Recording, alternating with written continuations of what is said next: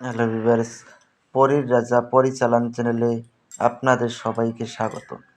তো আজ আমি আপনাদের মাঝখানে শুধুমাত্র ২১ বার দোয়া পড়ে দৌলত পরী হাজির করার সহজ উপায় নিয়ে হাজির হয়েছি।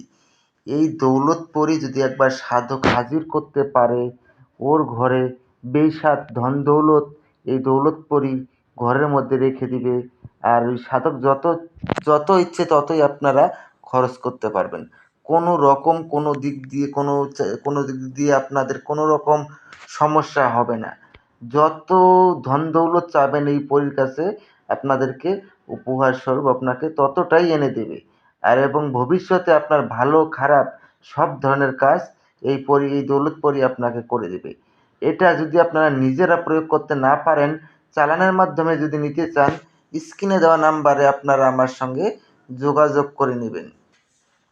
আর যদি অন্য কোনো দেশ থেকে ফোন করতে চান, আমি স্ক্রিনে নাম্বার দিয়ে দেব, দেখে নেবেন।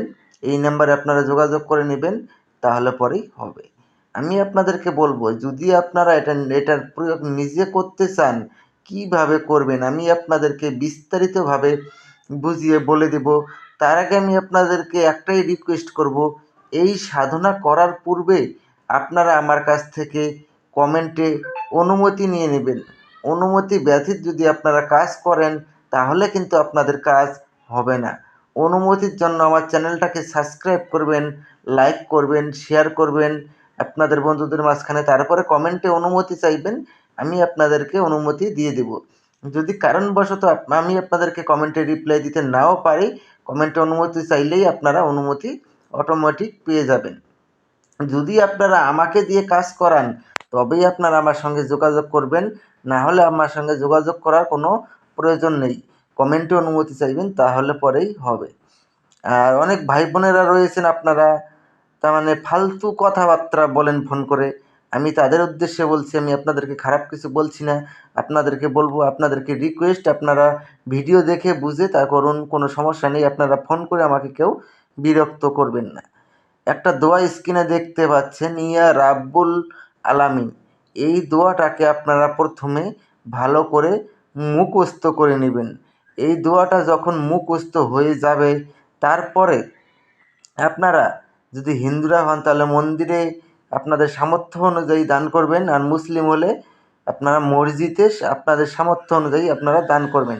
দান করার পরে এটা যে কোনো বৃহস্পতি বা দিনের বেলা আপনারা এটাকে 711 বার জপ করে এটা সিদ্ধি করে নেবেন। সিদ্ধি করে নেওয়ার পরে তারপরের দিন শুক্রবার রাত 10টার সময় আপনারা গোলাপ ফুলের মালা ব্যবস্থা করে নেবেন।